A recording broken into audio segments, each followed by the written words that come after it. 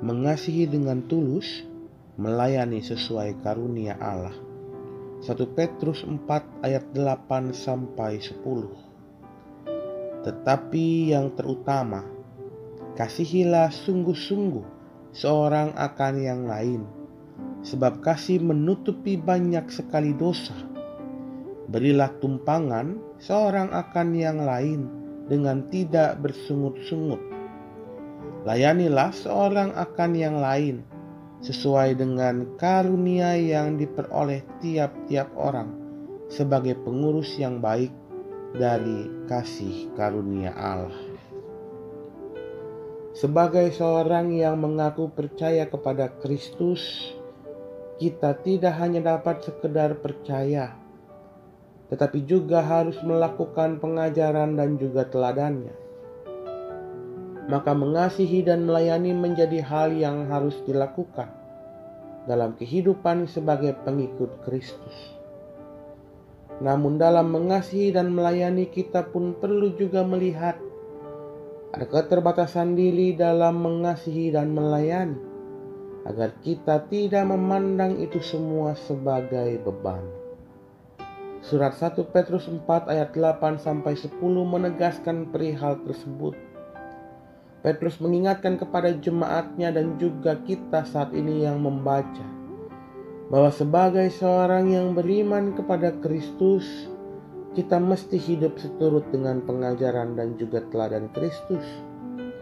Dengan gamblang, Petrus mengungkapkan 3 hal yang harus dilakukan sebagai seorang yang beriman.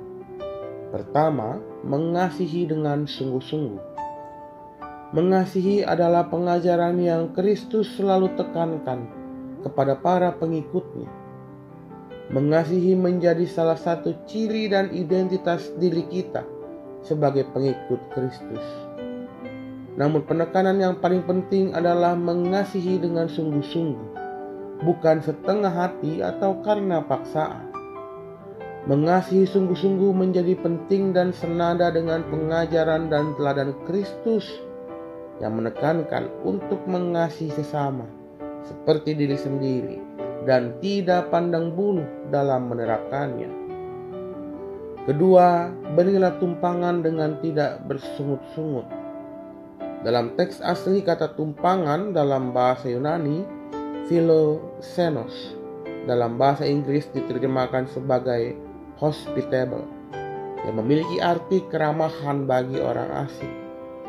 Sehingga hal kedua yang menjadi nasihat Petrus ini masih senada dengan hal pertama mengenai mengasihi, yakni ramah bagi orang asing, tidak memandang sebelah mata mereka yang asing atau memiliki prasangka buruk kepada mereka.